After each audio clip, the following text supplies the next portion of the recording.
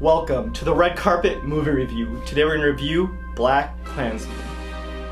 Ladies and gentlemen, live from Hollywood, California, welcome to the Red Carpet Review, starring the Showstopper Shawn Valentino, also starring Rich Twilling. Today we review BlacKkKlansman, live from the red carpet.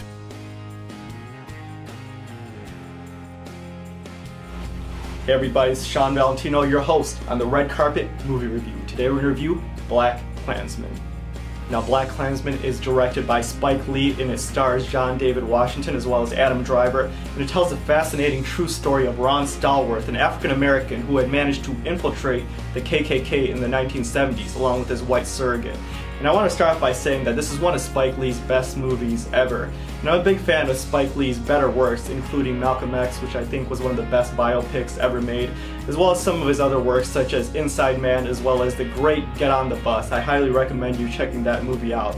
And being a Spike Lee joint, obviously there is a satirical political edge here, and he parallels this 1970s story with today's racial dynamics in the current American political culture.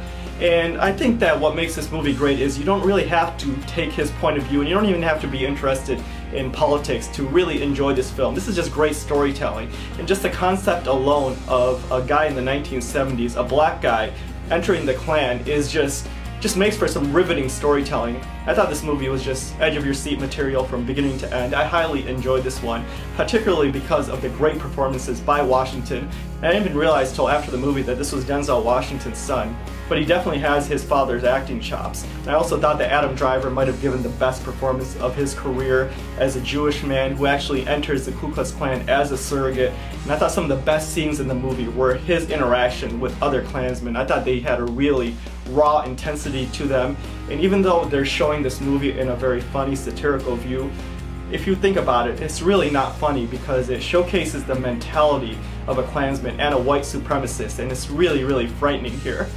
And I thought the best performance of the movie was Topher Grace as David Duke. David Duke being the Grand Dragon of the Ku Klux Klan and also a member of the House of Representatives in Louisiana. And I thought that Grace did an amazing job in showcasing Duke's dangerous charisma.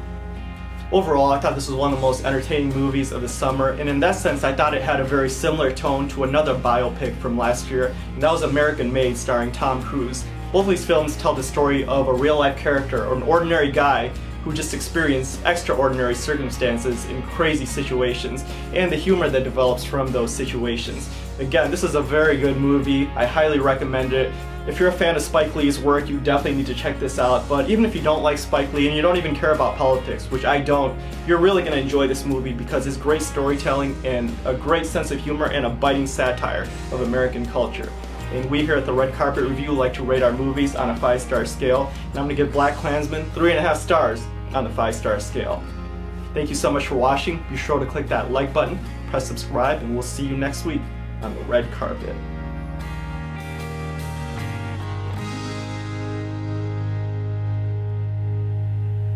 Thank you for watching the Red Carpet Review. Proceed to click that like button and press subscribe for weekly movie reviews past and present. We'll see you soon on the red carpet.